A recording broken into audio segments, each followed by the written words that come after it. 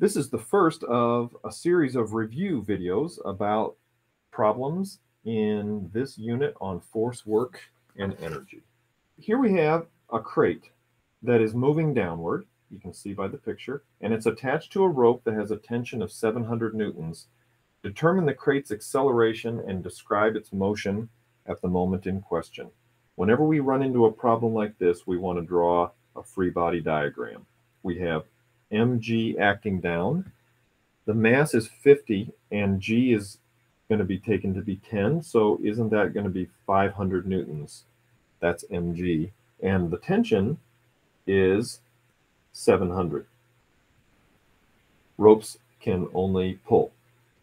If we do a Newton's second law equation on this, we're going to have, what's this, 200 newtons up, 200 newtons up, and that should equal the mass, which is 50, times the acceleration, which should also be directed up, shouldn't it? Because it has to have the same direction as the net force.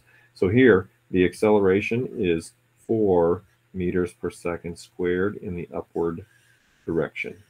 That is the acceleration. And what does that mean in terms of its motion? You can see that if the acceleration is up and the velocity is down, that means that this mass is slowing down.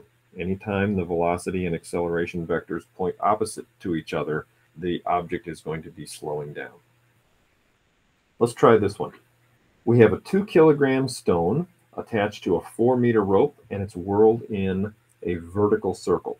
Once again, a vertical circle means that the mass is high off the ground here, and then down here it's close to the ground, and then it's high off the ground, and then it's close to the ground.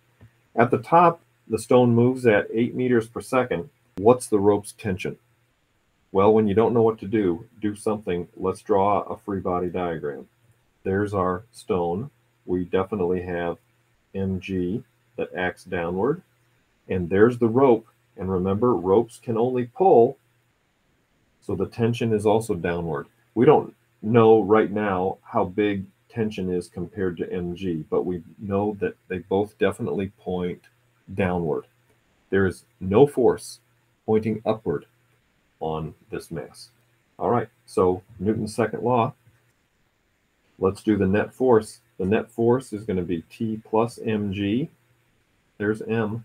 And what's the acceleration for this case? Isn't it going to be centripetal acceleration, which is v squared over r, but here we're not given the value of r, we're given L. So I'm going to write it like that. Remember, centripetal acceleration is v squared over r.